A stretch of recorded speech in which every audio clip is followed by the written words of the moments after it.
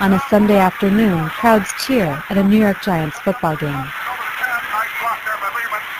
In a moment, no one would care who won or lost.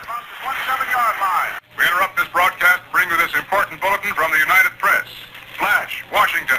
The White House announces Japanese attack on Pearl Harbor. President Franklin Delano Roosevelt addresses Congress. Yesterday, December 7th, 1941, a date which will live in infamy. The next day, Lieutenant Don Smith writes his parents in Belfouche that his plans have changed. It looks like any chance of being home Christmas is all shot to pieces. I'm staying in the same outfit, and we were pretty well prepared as far as training and planes go. Don volunteered for the Army Air Corps, and for the last year, this former football standout at Belfouche High School and South Dakota State had been learning to fly bomber planes. But along with many others, Don hoped the United States could somehow avoid becoming part of the war igniting Europe. Put away the guns, put the bombs on the shelf. Stop this war, the cats are killing themselves. I'm still a little afraid we will get into the mess. But what are we supposed to do about it? Ruin our lives just because the rest of the world can't get along with itself? The attack on Pearl Harbor destroyed that hope for peace. At the White House, President Roosevelt gathered his top military advisors to come up with a way to strike back at Japan. Legendary pilot Jimmy Doolittle agreed to lead the attack, and Don Smith was one of 140 men who volunteered for what they were told was a dangerous mission overseas. The men began training immediately. I thought I knew how to handle a plane pretty well, but after we get through with this training, I wonder how I ever got around in one. I must close for now, as I am so tired I can hardly think. Sending bombers to Japan from U.S. air bases was not an option. They were too far. So the top-secret plan was for B-25 planes to drop bombs on the island by taking off from an aircraft carrier in the Pacific. Planes that size had never attempted this before.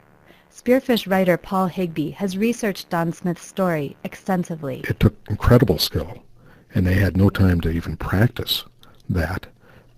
They just, one of the things they didn't know that day was, would all the planes get up in the air? At sea in the Pacific, 3 days before the attack, Don Smith writes home. When we left, we were supposed to be back in 2 months, but I'm afraid now we will be a little longer. I wrote Marie a note also, and just wanted to let you know everything was all right here. Having a lot of new experiences to tell about when I get back. We'll close for now, and until you hear from me again, don't worry about me. Your loving son, Don. It's really a powerful letter when you realize he's assuring them that everything's going to be okay, and yet he knows, this might be the last time he ever writes to them. On April 18, 1942, under terrible conditions, Don Smith's B-25 took off from the USS Hornet. His was the 15th of 16 planes bound for Japan. A dangerous mission to begin with. It became almost suicidal when they had to take off further out in the Pacific than they thought they were going to because they'd been spotted by a Japanese ship. Now the planes would not have enough fuel to make it to a base in China as originally planned. They would have to crash land off the coast. Good evening, everyone. The news all Japan has been waiting to hear is finally in. Who bombed Tokyo on April 18th? Now it can be told. They were American Army bombers. It came in broad daylight. It came out of nowhere. Every plane flying low. Remarkably, only 3 men died in action that day, though 4 others died later at the hands of the Japanese. All of Don's crew survived. After crash landing in the sea and making his way halfway around the world, Don Smith came home a national hero, part of the Doolittle raid. It was really the first big glimmer of hope that maybe the United States was going to prevail in the Pacific. But the war was far from over, and after only a couple months home, during which Don and his wife Marie welcomed a baby girl, Don was called overseas again. Stationed in England in the fall of 1942, his thoughts are of home and family and his beloved Cocker Spaniel, Muggs. Wish we could all be together for Thanksgiving, but guess we'll have to wait until next year after we have settled everything with Adolf and company. Not much more news. We'll close for now. When you write, let me know how everything is at home. Hope you are all well. Slide Muggs across the dining room floor once for me. As ever, your loving son, Don. Then in November, Don's parents received word that their son had died in an accidental plane crash.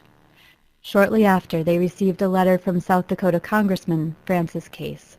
And he said, in this office, when the word came, it was received as no similar news since the war began. The letter continues.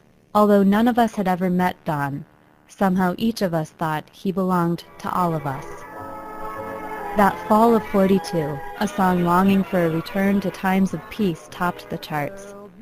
It was a sentiment Don and his family surely felt.